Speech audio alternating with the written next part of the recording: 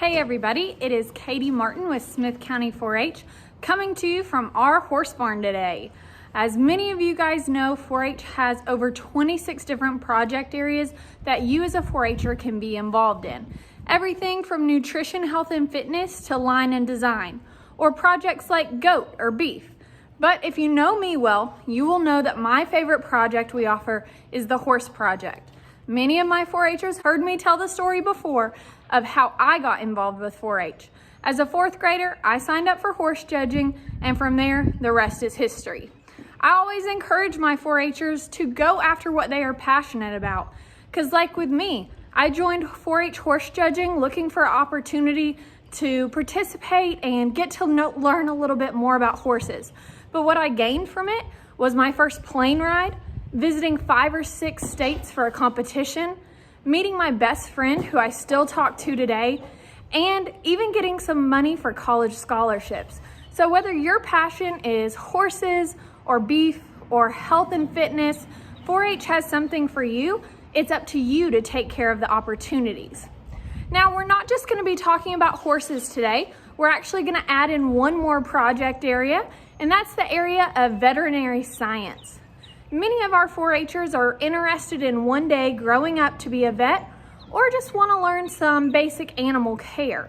We're going to do that today as we hear from our local vet, Dr. Tiffany. She's going to come out and do our yearly exam on the horses and pull blood for their Coggins test. And we'll hopefully hear a little bit from her about what it's like to be a veterinarian, how hard you have to work to get into vet school and own your own practice. So stay tuned for that. Okay, everybody, starting with the horse project side of things, we have many 4-H activities you can be involved in if you're interested in horses. For example, you could join our horse bowl or hippology team. You could participate in horse judging, or you could even show your own horse if you have one. Some things you might learn in those horse events are things like the breeds of horses. So here we have Sissy. She is one of our horses. She's an American quarter horse. That's just one of the many breeds you could have, but that's the main breed we have here at our barn. You'll also learn about the colors and coat patterns of the horse. There are many different colors. Sissy is one of my favorite colors, a buckskin. She kind of gets darker and lighter as the sun comes out in the summer and as she gets less sun in the winter, but she is a true buckskin.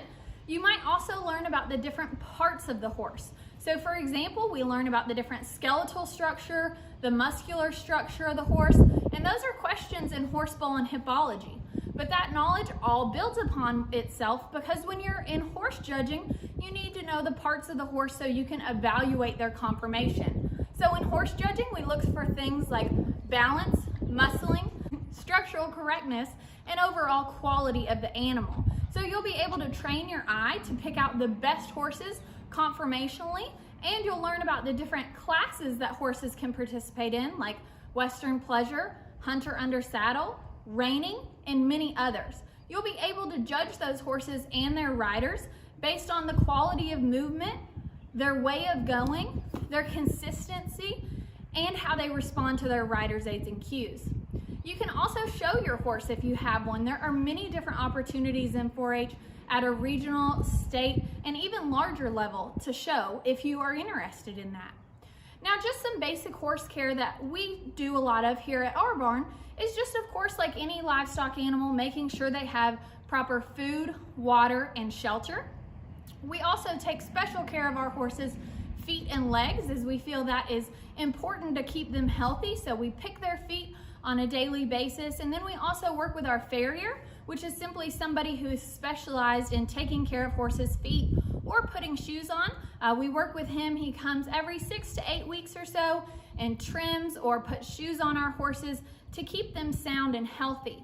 Like I said, we also have a veterinarian we work closely with if any of the horses get sick, but today she'll just be here for a nice yearly visit to draw some blood.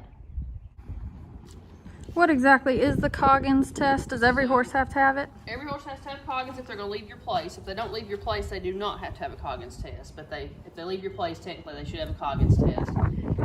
Tested for equine infectious anemia. It's pretty rare, but it's extremely contagious. So that's why we test for it. It is a state regulated and a federal regulated test. Then we're going to Poncho his general shots. Pretty much what we do on these guys is encephalitis, tetanus, flu, and rhino, which they'll be seen at shows and stuff. And then we'll do a strangles on him just because he is going to some shows and may not have been exposed to it before. But those are pretty much your core vaccines. Some horses we do rabies on if they're going to be out. There's a lot of varmints or something around, but pretty much on these guys that are showing, that's pretty much what we do. That's what we're going to see on shows is the flu and rhino, and then the encephalitis is the everything spread by mosquitoes, and encephalitis is extremely deadly to horses. Then obviously a tetanus shot is in everything, so it is deadly, and we do see quite a bit of tetanus in horses. If you are interested in doing or being a vet, biggest thing is work for a vet so you kind of know what you're getting into. Have to do a lot of hours with a vet before you apply to vet school now. It's 4 years of undergrad, 4 years of vet school. There's certain things, requirements you have to get in undergrad before you can apply to vet school. If you get those requirements in early enough, you can apply after 3 years. But the biggest thing is, if you're interested in doing it, is make sure you work for a vet and get used to what's going on and make sure that's what you really want to do before you start into that much schooling. Another part of taking care of our horses is grooming. And to groom properly, we need a couple different tools to do this. The most important, and the thing I like to do first, is pick our horse's feet. This is a simple hoof pick. You use this end to dig out any rocks, dirt, debris in their foot. This also gives us a good opportunity to check, make sure there's no lost or loose shoes, and make sure that everything looks and feels all right. So we want to make sure we take care of their feet and legs. We also have a brush we can use for things like their forelock, their mane, and their tail. Especially this time of year, they can get cuckleburrs and all kinds of stuff and get knotted up. So we just want to make sure we brush their hair just like we brush ours. We also use a curry comb on their body. This is great for knocking off any mud or dirt that's on there as kind of a first step. And then after we curry in circular motions across their body, we are going to switch. I like to use my hard brush first. That way I can knock off any loose dust or remaining mud. And then I go in with my soft brush all over, but especially this one is great for face and legs because it is a little softer and they enjoy that a little bit more than our hard brush. It is springtime, and springtime, if you are a pet owner, you know that means that our animals are shedding their winter coats. And so we also have this handy tool called a shedding blade that is going to be great at getting off that hair that they are shedding so that we can get this girl looking summer ready with her nice shiny summer coat. Another thing we learn about in hippology and horse bowl is the equipment you'll need to ride your horse. One thing you'll need is a saddle. We do have several different types of saddle depending on what type of riding you're doing and what type of horse you have. Most of our horses in our barn, their main job right now is team roping. So we have some heavy duty Western saddles. There's different parts of the saddle that it's important to be aware of. For example, the stirrups where your feet go in. Or of course, the front of the saddle where the horn is. We also have English saddles that, as you can see, look a little bit different from our Western saddles. They are smaller and don't have a horn.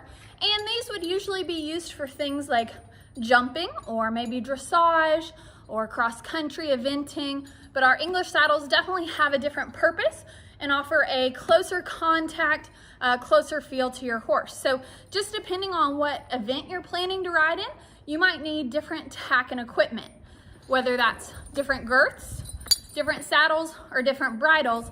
You have to make sure that you have the right equipment that fits you and your horse properly. Okay, 4-Hers, it's up to you to saddle up, pick your 4-H project, and take your 4-H career by the horns.